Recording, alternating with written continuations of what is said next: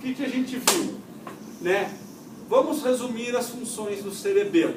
A gente viu que o cerebelo ele é importante para a execução do movimento. Então, o cerebelo, frequentemente, ele faz o quê? Ele manda um sinal excitatório de início do movimento. Sem esse sinal de excitação inicial, você vai ter o quê, pessoal? Eu já volto aqui, ó. Um atraso na execução do movimento. Lembre da imagem do cara tremendo com o braço e ele parece que leva uma eternidade para trazer o braço para cá. E na hora que ele traz o braço para cá, ele fica cutucando o nariz e demora para levar o braço para lá. Ele não está fazendo isso porque ele quer. Ele está fazendo porque toda hora que ele fala, eu vou levar o braço para lá, parece que o movimento ele não começa. Ele leva um tempo para iniciar. Tem um atraso no movimento. E por que isso acontece?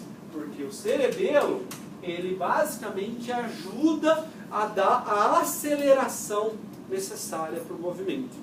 Ele dá como se fosse uma força extra na aceleração. E por isso que lesões do cerebelo levam atrasos no início do movimento. Então, primeira função do cerebelo, que a gente merece um destaque, é que o cerebelo ajuda no início, não é que ele dá a ordem de execução, mas ele reforça o sinal do córtex para que o movimento seja iniciado no tempo e na intensidade correta, certo? Segunda função do cerebelo. Quando o movimento começa a ser executado, informações sensoriais são obtidas do movimento, não é verdade? O fuso neuromuscular começa a perceber o grau de estiramento do seu músculo esquelético. E essa informação sensorial proveniente dos seus receptores proprioceptivos são transmitidas para vários lugares. A gente viu que a propriocepção regula motoneurônios diretamente, gerando um arco reflexo, certo? A gente até viu que essas informações sensoriais chegam no córtex, ativando o córtex somestésico primário. Mas onde mais essas informações sensoriais proprioceptivas chegam? No nosso querido cerebelo. Então o cerebelo, principalmente o espinocerebelo, recebe grande quantidade de informações sensoriais a respeito da execução do movimento. E ele faz, pessoal, o seguinte, ele compara o padrão do movimento, tá? Ou seja, o movimento ele está certo ou ele está errado? Se você queria alcançar a garrafa de água, será que a velocidade que você está atingindo ela é rápida demais ou lenta demais?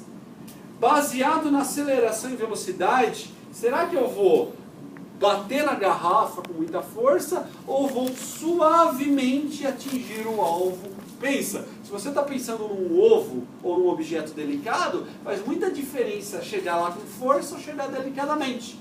Certo? Você vai segurar no braço de uma pessoa, uma coisa é chegar e bater, outra coisa é pegar direitinho. Então, esse controle da execução dos movimentos, ou seja, ele compara o que seu córtex quer com aquilo que você está fazendo de fato, é uma função do cerebelo a fim de corrigir o movimento.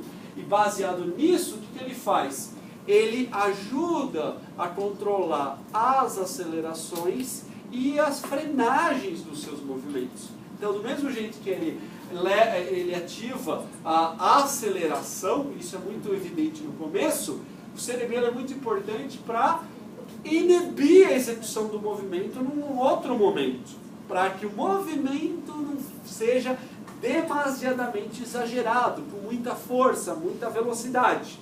Senão você passa do ponto, tá? E é justamente essa a falta de controle da aceleração e do freio que causa os tremores e que vai causar a descoordenação motora da pessoa. E finalmente, pessoal, o cerebelo também atua no planejamento de movimentos complexos, como eu já falei para vocês, né? Na fala, na escrita, é muito importante aí o papel do cerebelo. Não está descrito, mas é interessante que hoje em dia a gente sabe que o cerebelo tem funções cognitivas interessantes, que vão além da motricidade. Uma função cognitiva do cerebelo, cálculo da distância e de velocidade dos objetos. Quando vocês, vamos imaginar a seguinte situação, pessoal. Vocês estão na rua, uma rua movimentada, está passando um carro em velocidade. Vocês não têm uma faixa de pedestre que você possa atravessar com segurança. Você vai ter que olhar os carros que estão vindo, calcular a velocidade desses carros para que você possa ir atravessar a rua com segurança. Quem faz isso? Né? Uma área que ajuda é o cerebelo. O cara com lesão do cerebelo não consegue calcular direito. É mais ou menos o seguinte: você pega uma bola e joga para ele, se tiver uma lesão do cerebelo, muito provavelmente ele vai levar uma bolada na cara. E na hora que até ele perceber que a bola está chegando para projetar a mão dele para pegar essa bola, ele erra toda a velocidade, ou ele caça a borboleta e não pega nada, ou até ele começar a levantar o braço já levou uma bolada. Então esse cálculo de velocidade é muito importante no nosso cerebelo. Tá? Não é à toa que a gente tem tanto neurônio nessa região que tem que servir para alguma coisa. Né? E já terminando, tá, pessoal? E aqui, na realidade, é mais em termos para vocês terem. O senhor gosta de pôr algumas informações a mais no slide, não precisa ficar falando cada detalhe, para auxiliar vocês a estudar, já que tem muita informação em livro. Então esse esquema ele ajuda a gente a entender um pouquinho melhor, por exemplo, a função do espino-cerebelo, né? São dois esquemas que estão ilustrando como que o espino-cerebelo atua na correção de movimentos. Então este aqui é o espino-cerebelo da região medial, tá? Aquele que controla músculos posturais, e esse é o espino-cerebelo que está regulando informações dos membros, principalmente para a execução desses movimentos mais finos, das pernas, dos braços. Então, por exemplo, vamos começar aqui dos membros. Como que se dá o ajuste do movimento? O córtex cerebral manda um sinal, esse sinal chega até um motoneurônio para executar o movimento. O movimento é executado. Esse movimento executado gera um sinal sensorial, e esse sinal sensorial ele vai chegar no seu espino-cerebelo. Não só o sinal sensorial chega, como também a própria sinal do córtex cerebral. Toda vez que o córtex dá uma ordem de execução do movimento, é como se ele mandasse uma cópia para o cerebelo. Então, o cerebelo sabe o que o córtex quer, né? Ele sabe o que o córtex está pensando.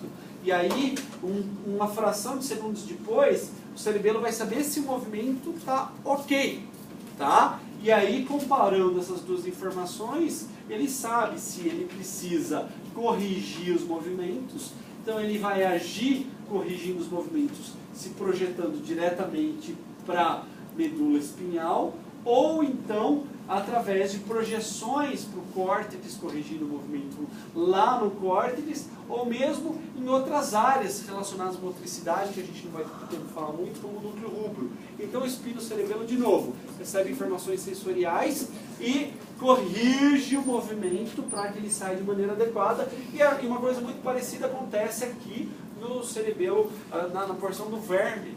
Mas aqui está muito mais relacionado com o que, pessoal? Com núcleos do tronco encefálico, já que a maior parte do nosso equilíbrio e postura é determinada por neurônios do seu tronco encefálico, não tanto pelo córtex cerebral. Tá? Para terminar, aqui tem os distúrbios que a gente discutiu, a ataxia e o atraso no movimento, fenômenos clássicos de lesão do espino-cerebelo.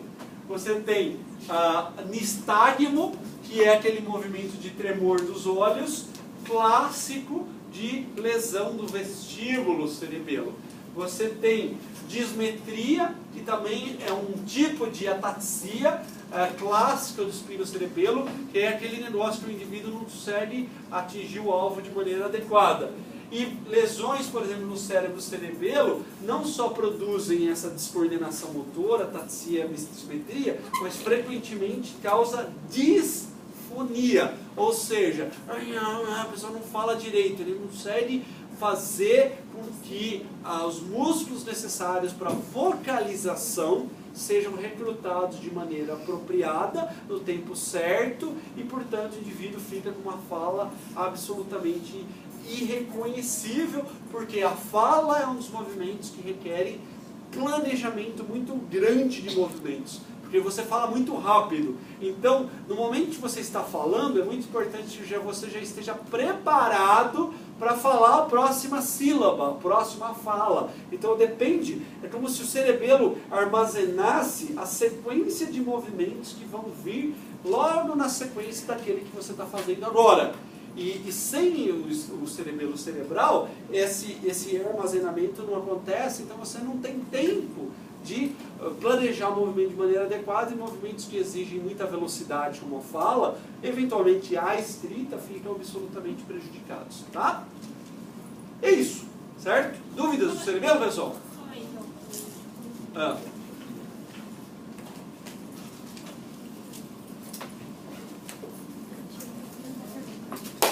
Alguma dúvida enquanto ela pensa? Nenhuma, duas. Então, pessoal, depois você tira